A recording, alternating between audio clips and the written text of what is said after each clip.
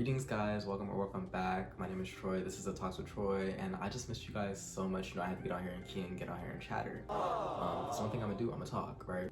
But yeah, recently I don't know why I've just been trying to be on like social media that doesn't have people I know, if that makes sense. I've been on Reddit of all places. Fun fact, the reason that I initially downloaded Reddit on my iPad was because I wanted to watch the visual album for When I Get Home by Solange. Or someone sent it to me actually.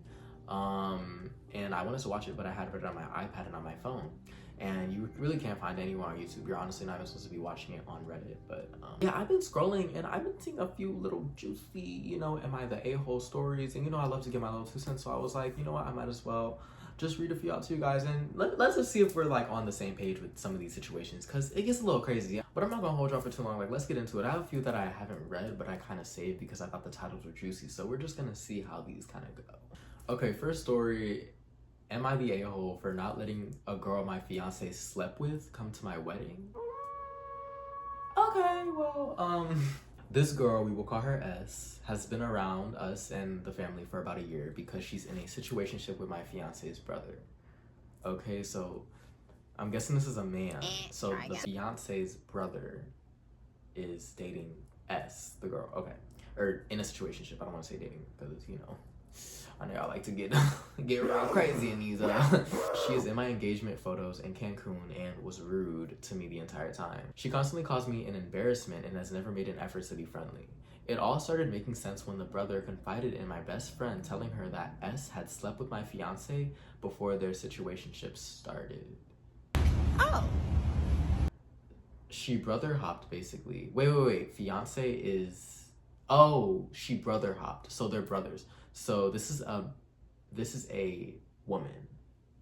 Okay, wait, hold up. She brother hopped basically and nobody told me. Not my fiance, not his brother, not S. I have set boundaries that S will not be allowed to any of my wedding events this year. The brother and S are having a tantrum about it, but I don't want to look at a woman my fiance slept with while I'm celebrating our union. That's very valid. My soon-to-be mother-in-law is saying it should have been kept a secret and I'm blown away by that. Oh, the mom wants me to make amends with her and for everyone to just be cool, but I want her nowhere around me or my fiance. My soon-to-be brother-in-law is upset with me over it, even though he has stated this is just a girl he's having fun with. Okay. And sees no future with. Am I being overboard or am I within my rights to not want her around me? Why does your brother want her around him? No, that doesn't make any sense. Why do you like someone that...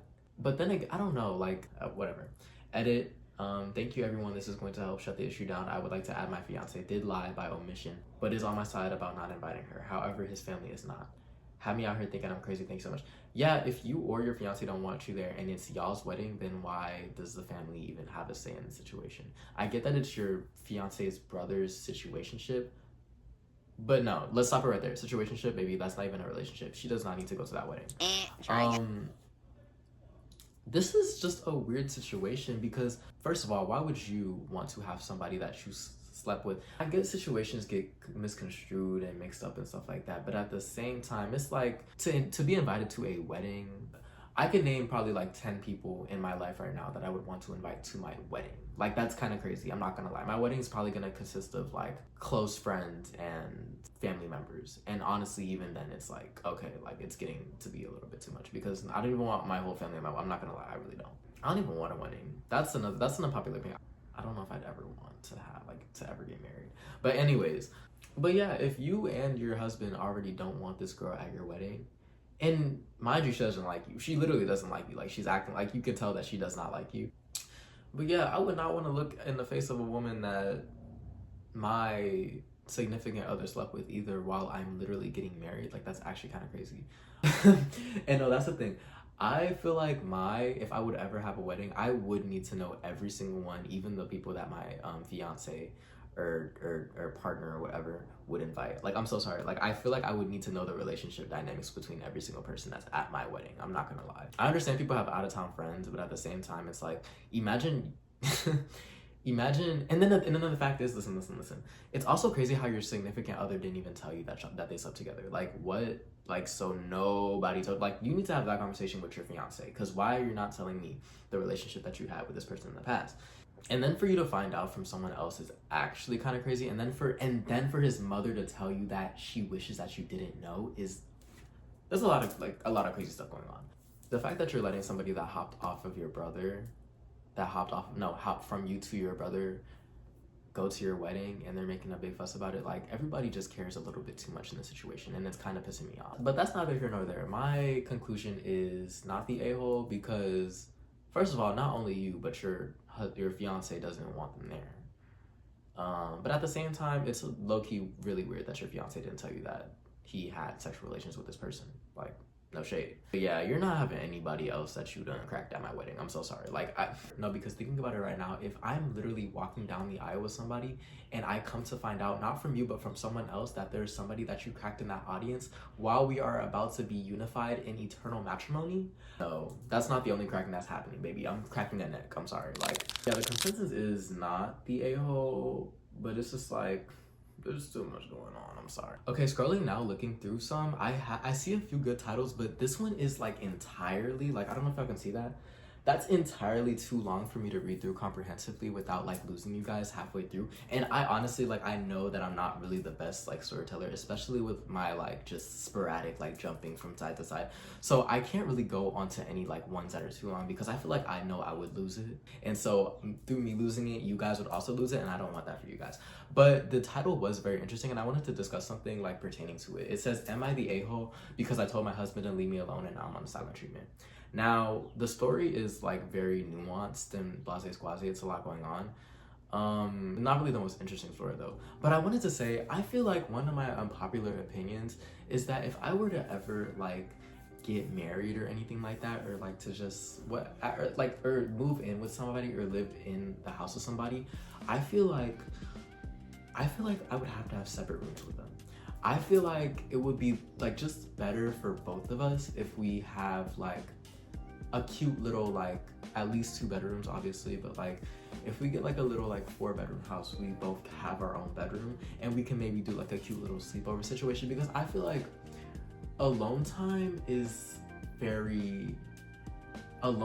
silence is space for clarity, and it's space for authenticity, because when you don't have anybody around you, I feel like you're kind of able to sit with yourself and sit with your thoughts and be able to just kind of just ruminate. And because I feel like a lot of the times when you're with somebody all the time, when you sleep with them, you wake up with them, you have the same, like when your room is your safe space, my room is my safe space. So when you have a safe space like that and you can't like just, you know, I guess you don't have the right to like just push somebody out, because sometimes we do need our alone time, we need our silence, we need to just push somebody out.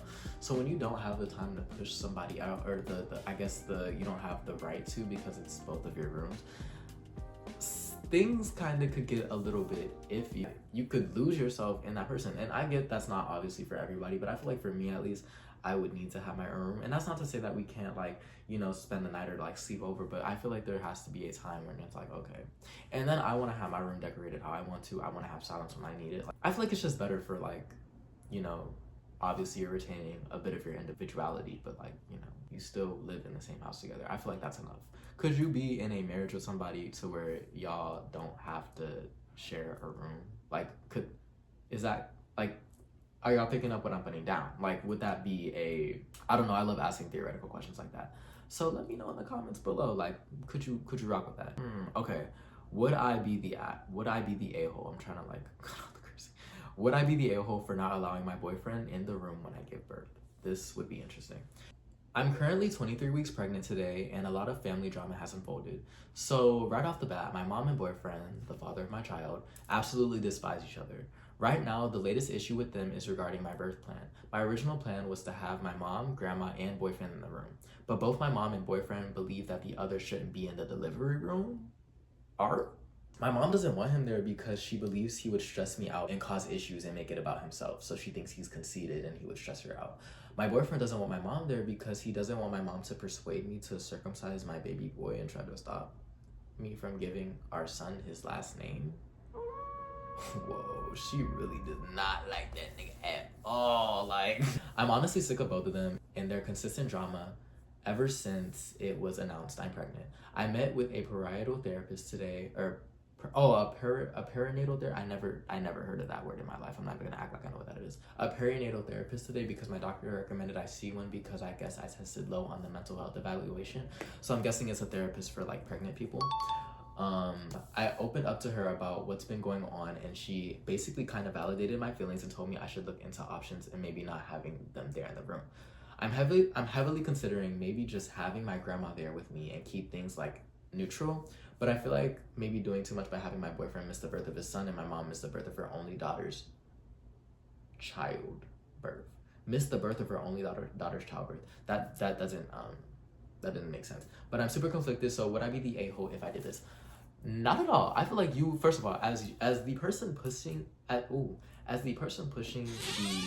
baby out of your nana, you have all the right in the world to determine who is going to be there in that very pivotal moment in your life. I will say that is very crazy. You are two grown adults, my parent and my significant other, and y'all can't get along for what, a day? What's the ETA? What's the average ETA for a baby? Y'all can't get along for a day and let me push out this baby, and then y'all can go about your day. Like, I'm so sorry. Like, y'all don't like each other that much. That's kind of crazy to me. I'm not gonna lie. So apparently the boyfriend doesn't like the mom doesn't like the boyfriend because she thinks it would stress the daughter out, which is crazy. If the person that you're giving birth to a baby with stresses you out too much to where you cannot have them in the room, that's kind of wild.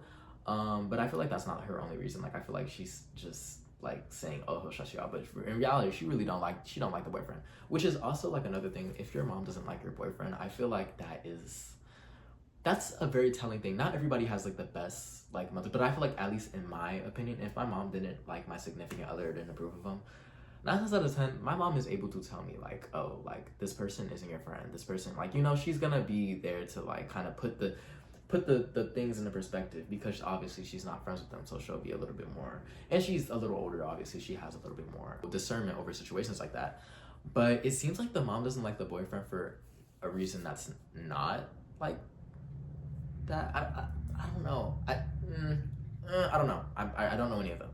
But the boyfriend doesn't like the mom because he doesn't want the mom to persuade her to circumcise the baby and not give the son the last name. How is your mom, okay, not how is your mom gonna persuade you to circumcise your baby boy, but like, first of all, I'm really not with circumcision at all. Like, I'm not, like, at least circumcision in terms of like a child, I feel like that's kind of, but I understand it's for like religious reasons a lot of the time, so I can't really speak on that. But in any other context, I just like why don't you give that choice to your child itself, and why are you so concerned on your child's genitalia? I don't know. Honestly, like, with the amount of like drama and back and forth that they are already doing and the baby hasn't even been born yet, it seems like you gotta prioritize yourself, sister. Like, I'm so sorry. Like, you might need to not have them. It's just, it is crazy to me how two adults cannot like just get along for the birth of a child for a little bit and not put themselves first and not put what they want first. Like, that's actually kind of crazy. But at the same time, that's something that they need to talk about, and that kind of low-key has nothing to do with you. That's crazy though. That's completely selfish from both of them. Your mom saying, I don't want this person in the room. Like, I don't want the father of your child in the room. And then your boyfriend saying, I don't want your mom in the room. Like, it's whatever. But hey, that's neither here nor there. I will say, that's your choice though, whether or not you want to circumcise your baby. Don't let your mom persuade you. I mean, honestly, I couldn't really tell you, but it's like, also like, you had your child, you had your kid, there's certain decisions that you need to make about your kid. I would hope that you would want your child to have agency over the decisions that she makes regarding her children, I guess, because you had agency over the decisions that you made with your children, right? You chose however you raised your children, you chose their upbringing, you curated that yourself. I would at least hope you did. And if not, and if your parents were that active in you raising your child, I'm sure you know how that probably feels, which probably isn't the best feeling, right? But either way, you're too old to be beefing with this man like this to where you can't be in a room with him for an hour, 30 minutes. I don't know. How long does it does not take an hour to birth the baby. I'm sure it does. How long does it take to birth? Ooh, I got the AI cereal, so now it's like all like lighting up. I don't know how to feel about that. I'm very scared. How long does it take to birth a human child?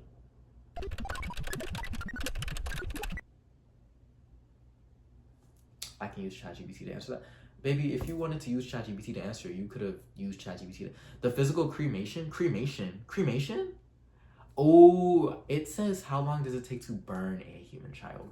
Oh, that's no. In the sense that They're coming to get me. Oh my god. That's not something that you would want to have on your search history. How long does it take to birth? And that's why I can't trust that AI, baby. It's trying to get me caught up in something that I have no business being caught up in. I did not want to know how long it took to burn a human a child? Are you serious? Don't piss me off. 280 days and 40 weeks. Baby, no. Birth. No. Like, anyways, it's probably like a day or something. I don't know at this point. Okay, this might be the last one for today just because I don't want this video to get all too long, baby. You know the storage on the phone is real limited, okay? So we're just gonna chill out for it right now. But this one is, am I the a-hole for refusing to allow my girlfriend's boundary about watching movies with nudity? I've been having a lot of trouble in my relationship and I really need some outside perspective.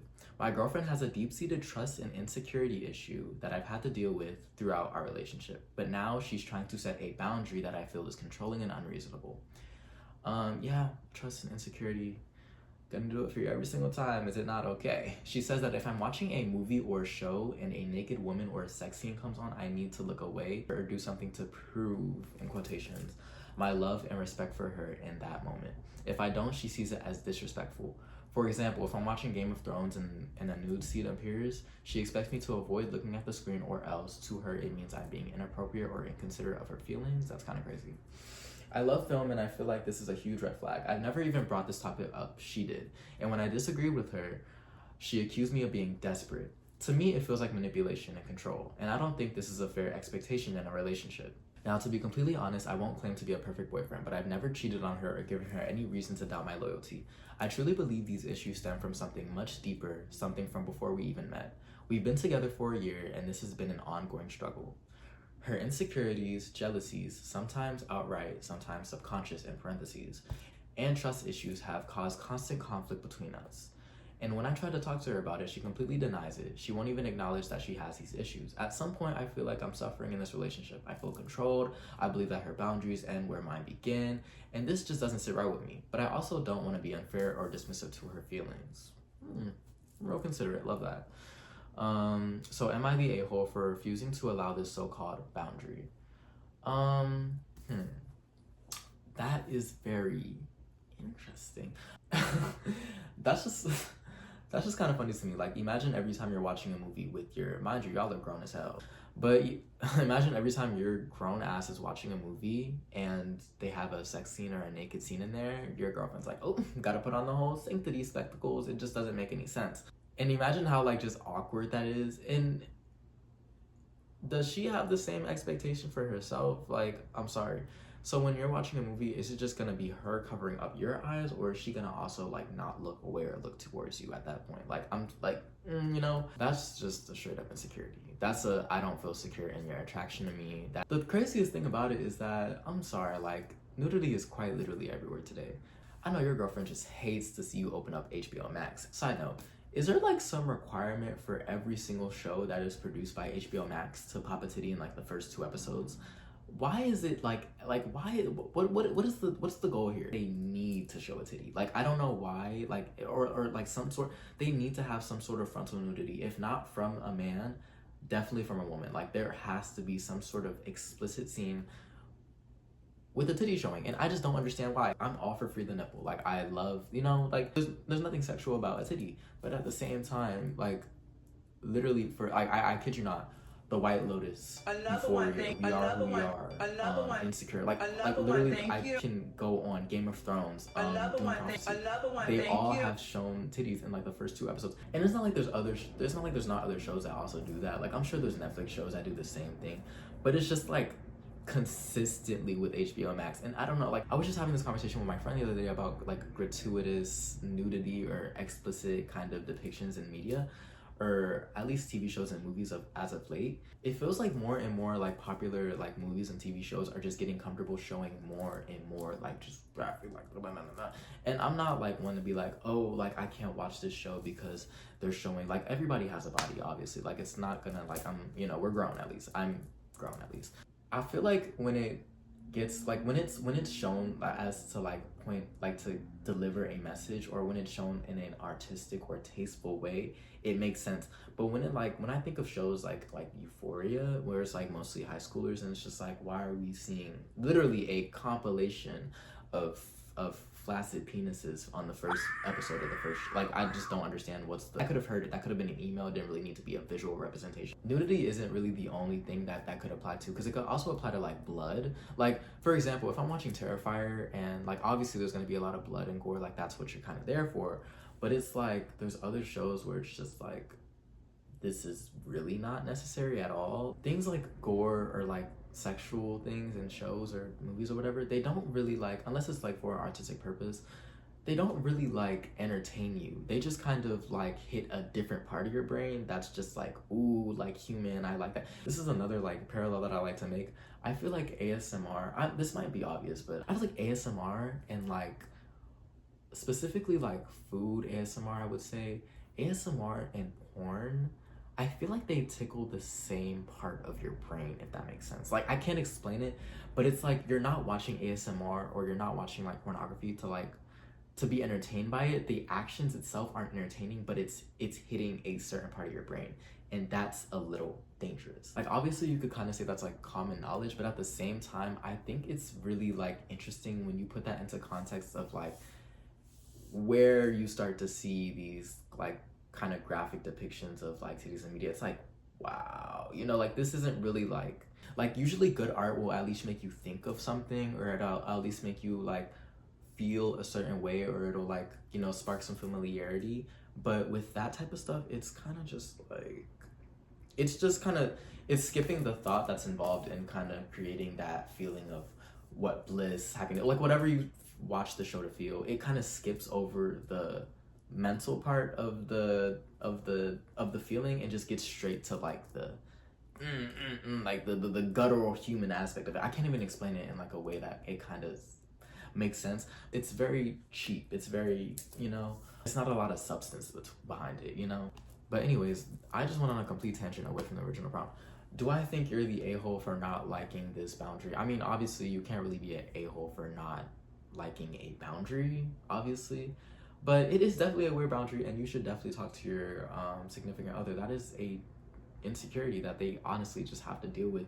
See, listen, if you're scared of there's certain things that it's like, if you're scared of this happening, you don't really even need to be dating, because it's just like these things are going to happen regardless. I'm so sorry. Like, you're not gonna come into somebody's life and then all of a sudden there's gonna be black censor bars around every single person's titties for the rest of their life as long as you're there. But it's like, hey, it's gonna happen eventually, and I mean, it's just human nature, I'm not gonna lie. And if you can't be okay with that, then you can't be okay with accepting that other person as a human. That's not to say I would want it to happen if I were you, but like, still, you can't you can't cut everything out of their life, I'm not gonna lie. Like, what people have to understand is that if someone wants to cheat on you, they're going to cheat on you. There's no amount of boundaries, there's no amount of like watching over what they're gonna do that's gonna stop that from happening. Like, I'm so sorry. A cheating person, it doesn't, and another thing is like, okay, this is very, very off topic. I know I'm kind of leaving, but like, when people say they're scared of like dating like bisexual men because they're scared that they're gonna cheat on them, or if he was going to cheat on you, he was going to do it regardless. If he was straight, bisexual, like whatever, like, or because I only see this issue pertaining to like bisexual men and never bisexual women, because I feel like, I don't even know, I'm not gonna lie, but I'm not gonna sit here and just advocate for nobody, because we all ain't shit at this point. Like there's no amount of sitting up and waiting at night, or, you know, oh my god. Fun fact. Have you guys seen that TikTok of the girl who just like sits and waits in the car of, oh my god, this is so like, I don't even like saying this out my mouth. The girl who waits in her car while her boyfriend like works like his entire shift at like, what was it, like Chili's or something, like do you not have anything better to do? You not have homework? Do you not like for the life of me.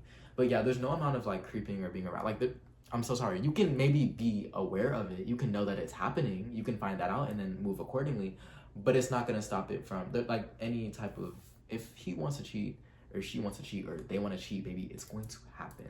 I'm sorry, like, you can't stop it, but you can move accordingly. And that's the thing. I like, no shade, and I'm not like, I feel like the same people who be trying to like be in the phones or like stop it from happening or like be like, they will find out that they're cheating and still won't leave them, you know, like they're not gonna get it until you're gone. No flow. Like, it's just such an ass backward approach. Like, if you're constantly worried about infidelity from your partner, bro, like if you're constantly stressed about them doing something, like, what are they bringing into your life at that point? It's just like, but hey, you could literally say these things 1,000 times, and that's the craziest part. You could say these things 1,000,000 times to yourself, but like when you actually get in the thick of it, it's practicing it that's gonna like actually change, you know, yourself in the future. Because when you get in the thick of it and your emotions start to actually like get involved in the situation, and you just start to think with your heart or your body, your fleshly desires, and not your mind, it just gets real scary out here. But that's neither here nor there. I can't even speak on these people. Yeah, I think I'm gonna cut it off right there. I think I kind of talked about enough stories as of today. Let me know which one was your favorite. Let me know if you have anything that was just interesting about the story, because some of these were very like, you know, like I don't know how to explain it. It's just like, we can't be this old. Like, but yeah, if you have a story or anything like that where you want to know, maybe if you're the a-hole, you could always just go ahead and drop it in a comment. We don't judge. We don't judge, right? We don't judge, right? Okay, we don't judge. We don't judge. We don't judge over here. But yeah, if you enjoyed the video, make sure to leave a comment, like, subscribe, share the video. It does wonders for the channel. But yeah, I hope you enjoyed the video. I will definitely see you guys in the near future. Definitely, I'm not going anywhere. And yeah, thanks for watching.